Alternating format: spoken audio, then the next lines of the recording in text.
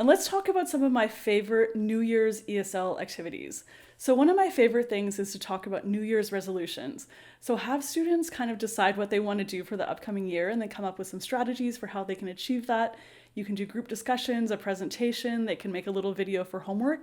There are actually a million things that students can do. And so another topic that works really well for New Year's ESL lessons is predictions. So you can talk about some kind of people who've predicted things in the past and whether those predictions have come true. You can have students make predictions about a variety of things. So kind of what the popular toy will be, maybe some movies or some like government things, politics, any of that kind of stuff. And if at all possible, if you teach those students for an entire year, at that end of that year, take a look at those predictions from earlier in the year and then see how many have come true. Okay, so the next one you can do is conversation starters. And so if you tell students to talk about New Year's with a partner, there may be silence in the class. And this is because there just isn't enough really information for many students.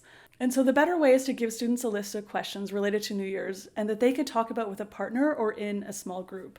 And once you do that, you'll find that most students are talking for the entire time. Okay, so the next one is a reading or listening lesson.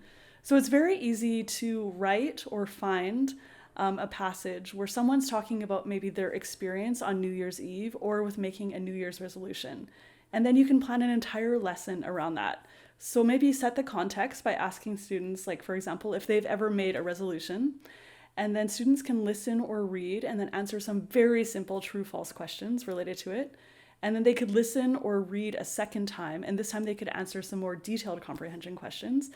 And then you can kind of do some follow-up. So maybe some vocabulary, some grammar that was found in that passage. And then you can do some kind of freer activities. So kind of get creative and whatever you'd like with that. All right, the final New Year's activity is picture prompt. And so this makes an excellent warmer activity for this lesson. So put up a picture of people celebrating New Year's, make it obvious with the hats and like little decorations and the food and kind of like the countdown clock and that kind of thing.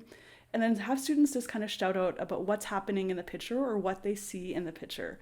And that's really a nice lead in because it helps students activate their prior knowledge that they already have about New Year's. Okay, so that's it for my New Year's ESL activities.